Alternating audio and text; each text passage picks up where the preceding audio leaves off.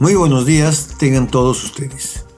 Estamos en un programa más de Un Mundo con Opinión. Soy Juan Camborda Ledesma, profesor universitario y periodista. Y el día de hoy vamos a tratar dos temas que nos parecen importantes. Ha terminado la Cumbre de las Américas y hay duras críticas a la Organización de Estados Americanos.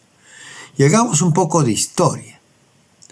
La OEA se crea en 1948, casi junto con la OTAN, con la Organización del Tratado del Atlántico Norte. Son organismos creados para defender, entre comillas, la democracia en América del Sur, en América Central, en el Caribe, y que sean a la vez países aliados de Occidente contra el peligro comunista que significaba la Unión de Repúblicas Socialistas Soviéticas y el incremento del poderío del gobierno chino, que en 1949 llegaría a tomar el poder el Partido Comunista de China, liderado por Mao Zedong. Ante el avance del comunismo, se tenía que tener un organismo hemisférico de todo el occidente y los países de América Latina se ponían a las órdenes de Estados Unidos. Y por eso cuando se suscribe en 1948 la Carta de la OEA en Bogotá, somos 22 países. Hoy somos 35 estados independientes que forman parte de la OEA. 14 de ellos no asistieron a la Cumbre de las Américas en Los Ángeles. ¿Cuál es el principio fundamental de la OEA, de acuerdo a su carta? Defender la democracia en el continente. Sí, lo expulsaron a Cuba porque no era demócrata, pero sostenieron a Somoza, sostenieron a Pinochet, sostenieron a la dictadura en Brasil durante 20 años, sostenieron a las dictaduras de Trujillo en República Dominicana, sostenieron las dictaduras en América Central, apoyaron dictaduras en América del Sur. A Odría no lo sancionaron en absoluto durante su dictadura, no sancionaron a los militares argentinos que quebraron el orden democrático en ese país y se convirtieron en una dictadura. A esos países no los sancionaron, no los expulsaron de la OEA, solo lo expulsaron a Cuba. ¿Por qué? Porque no era un país democrático. Por lo tanto, esto de democracia hay que verlo con pinzas. No han tratado de igual manera a los gobiernos democráticos y a las dictaduras. Las dictaduras de derecha, bienvenidas y aplaudidas. Las dictaduras de izquierda, expulsadas de la OEA. Se habla de que la OEA estuvo para garantizar la paz, la seguridad y el desarrollo de nuestro continente. Veamos algunas medidas que se han tomado. Por ejemplo, sobre los derechos humanos. Condenan la violación de derechos humanos en Cuba, y me parece bien que la condenen. Están a favor de los derechos cautelares de Yubrank Miguel Zuazo Herrera en Nicaragua, me parece bien, pero no condenaron en absoluto las violaciones de los derechos humanos cometidos por Pinochet en Chile, por Videla y los otros militares en Argentina, la violación de los derechos humanos en Nicaragua, en El Salvador, en Colombia, en el Perú, fueron indiferentes a esas violaciones de derechos humanos y no sancionaron a estos países, salvo cuando los familiares y las víctimas reclamaron ante la Corte Interamericana de Derechos Humanos, pero la OEA como OEA no se pronunció. La OEA dice que la paz debe reinar en el continente y por eso condenan formalmente la guerra y se obligan a no recurrir a amenazas ni al uso de la fuerza contra ningún país. ¿Y la invasión a Santo Domingo por Estados Unidos? ¿Y la invasión a Panamá por Estados Unidos? ¿Y la preparación del golpe de Estado contra Guatemala en la época de Arbenz por Estados Unidos? ¿Y las intervenciones veladas de la CIA para el golpe de Estado en Chile? ¿Dónde está entonces que ellos buscan la paz? Que la OEA condena todo acto de violencia contra los países. Se avala y no dice nada, por ejemplo, cuando Estados Unidos viola, invade territorios para, entre comillas, rescatar la democracia. También señalan que cualquier Estado, se supone un Estado extranjero, ataque a un Estado americano, será considerado un ataque a todos los países de América, sea del norte, del centro, del sur. Ha habido un solo ataque en nuestro continente, el de Inglaterra contra Argentina. ¿Y qué dijo la OEA? Nada. Al contrario, Estados Unidos apoyó a Inglaterra, Chile le prestó bases militares a Inglaterra, la OEA no apoyó en absoluto a Argentina, que bien es cierto, estaba gobernado por una dictadura, pero la carta del TIAR, del Tratado Interamericano de Asistencia Recíproca, obligaba a todos los países a apoyar a Argentina en la guerra contra Inglaterra. Y nadie, salvo el Perú, que le prestó algunos aviones Mirage, ninguno otro participó en esa defensa a Argentina. Y Argentina fue derrotada por Inglaterra.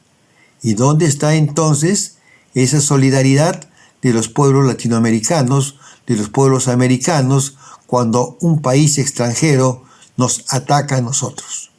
No, estaba hecho y previsto por si acaso había una revolución supuestamente financiada por la Unión Soviética, y ahí sí iban a intervenir todos para impedir que se imponga un régimen comunista en América, sea del sur, sea del centro o del Caribe. Y por eso el bloqueo a Cuba desde hace 70 años. ¿Qué más ha hecho la OEA? El presidente Fernández de Argentina se lo dijo directamente, en presencia del presidente de la OEA o del secretario general de la OEA, el señor Almagro. Se lo dijo directamente, que él había participado activamente en el golpe de Estado contra Evo Morales.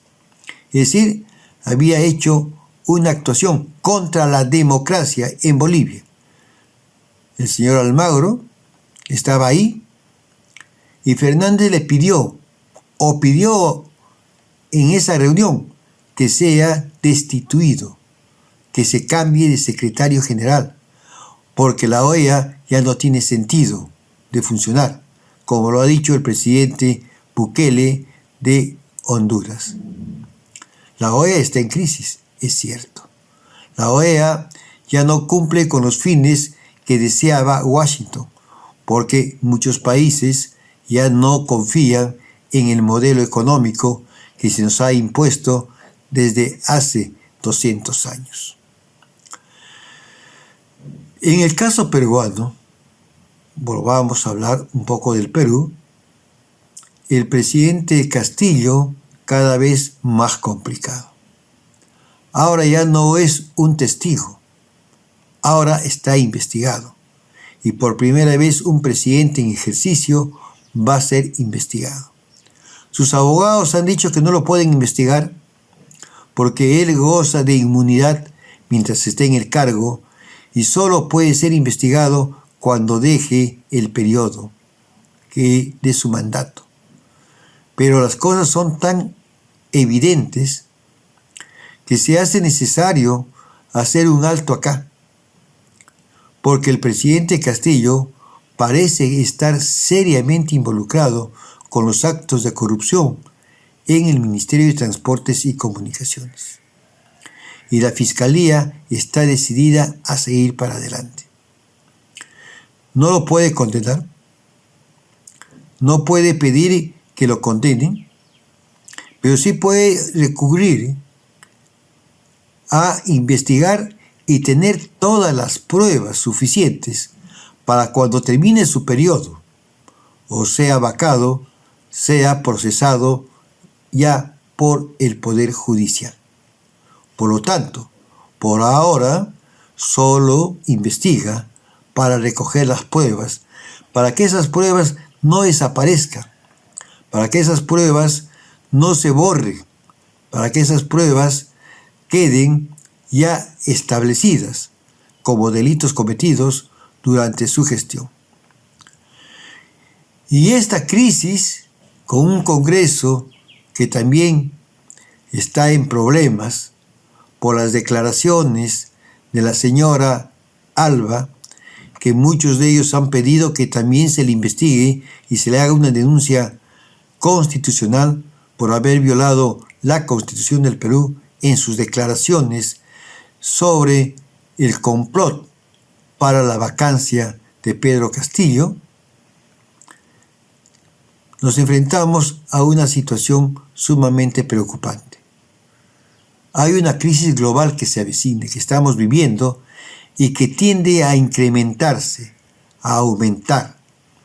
Ya hablan de una inflación de 2 dígitos, de una inflación que puede ser del 10, 12, 15, 18, 20%, que llevaría a mayor pobreza a la humanidad, justo en el milenio en que se decía cero a la pobreza.